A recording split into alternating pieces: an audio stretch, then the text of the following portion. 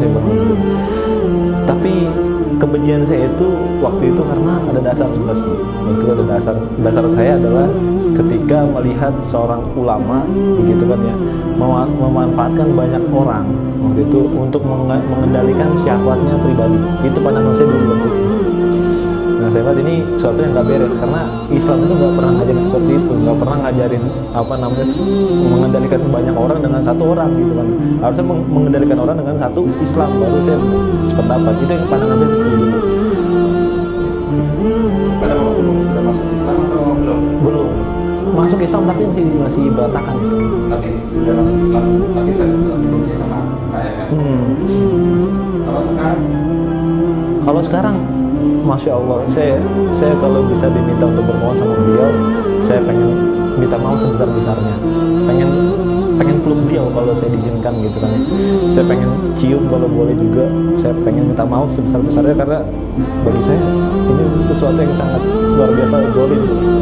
Kenapa? Karena saya baru tahu sekarang ketika saya belajar Islam bahwa beliau adalah ulama yang sangat baik gitu kan ya. Bukan seorang Habib Rijiknya gitu kan ya. Seorang yang bisa membawa hikmah kepada umat, seorang yang bisa membawa kebaikan kepada umat. Demi Allah saya katakan ketika saya benci sama Habib Rijik itu, demi Allah saya belum kenal Islam secara menyeluruh. Maka itu hanya sebuah frame bahwa Habib Rijik itu seperti ini. Dan itu sesuatu yang bagi saya sekarang ini saya menyesal, betul-betul menyesal gitu kan. Dan saya lihat bahwa sekarang, Masya Allah, sekarang kalau kita lihat sholat subuh berjamaah setelah 212 itu makin ramai banget. Kemudian banyak sekali orang-orang yang mau mengenal Islam, banyak sekali orang-orang yang pengen belajar Islam, Masya Allah.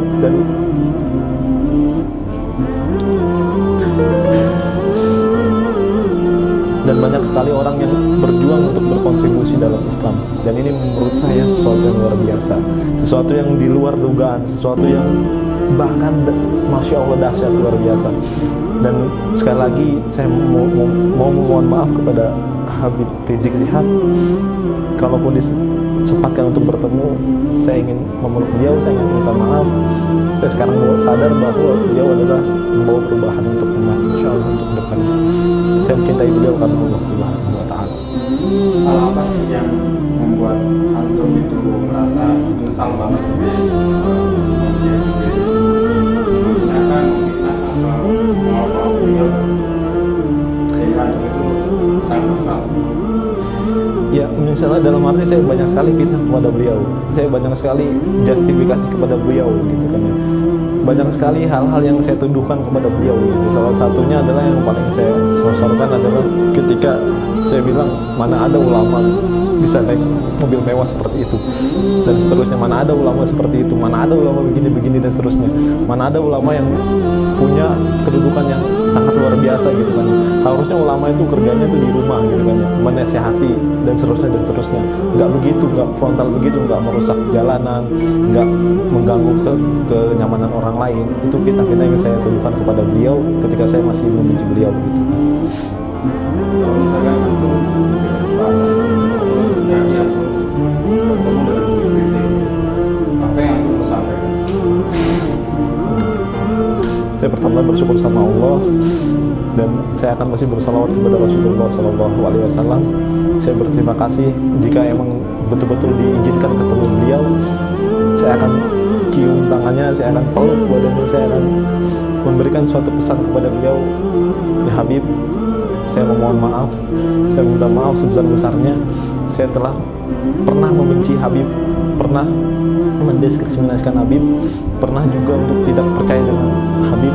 Dan sekarang saat ini saya mau menghadap beliau dan saya akan meminta maaf sebesar-besarnya. Dan saya janji saya akan merubah semua itu menjadi sebuah cinta kepada ulama, menjadi sebuah orang yang bermanfaat dalam Islam, seperti yang Habib ajarkan dan seperti hikmah yang telah diajarkan kepada umat. Harapan antum dengan kedatangan Habib Rizik ke Indonesia, maksudnya pulang dari Mekah, apa sih yang diharapkan dari sosok Habib Rizik di persatuan umat Islam? Harapan besar saya Habib Rizik bisa mempersatukan umat untuk meniti satu tujuan, yaitu adalah perubahan peradaban. Karena saya melihat bahwa beliau ini pengaruhnya sangat besar, terkhusus kepada Indonesia yang kita cintai saat ini.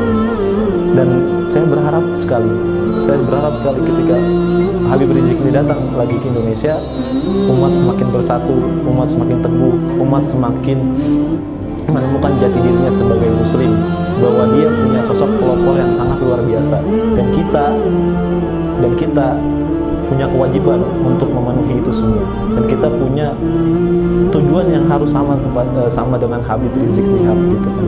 Mudah-mudahan dengan kedatangan beliau kita semakin bersatu insya Allah dalam persatuan Islam. Pesan aku untuk yang orang yang belum membuat hijrah masih seperti aku dulu, beliau minta apa namanya dengan beliau Pesan saya gini, Anda boleh menjadi penjahat, Anda terserah Anda mau jahat, Anda mau mencuri, Anda mau apapun, Anda mau ahli maksiat dalam segala apapun. Tapi tolong jangan satu-satunya yang antum jangan lakukan adalah jangan hina keturunan Rasulullah. Beliau itu keturunan Rasulullah, darah beliau mengalir darah Rasulullah SAW. Setiap hari kita bersalawat kepada Rasulullah. Bagaimana mungkin ketika kita bersalawat kepada beliau SAW, kita menghina cucu daripada Rasulullah SAW. Dan ketahuilah teman-teman sekalian, bahwa ketika Anda menjelekkan Habib Rizik Syihab, pasti ada masalah dalam diri Anda. Kedekatan Anda kepada Allah itu kurang dekat, demi Allah saya katakan. Karena itu yang saya rasakan dulu saya kedekatan dengan Allah Subhanahu wa taala itu sangat jauh. Makanya saya membenci segala ulama, membenci termasuk Habib Rizik Syihab. Maka perhatikanlah, ketika Anda belum mampu untuk mendekatkan diri kepada Allah Subhanahu wa taala, minimal Anda jangan sekali-sekali menghina cucu Rasulullah SAW. Karena itu dagingnya beracun insya Allah.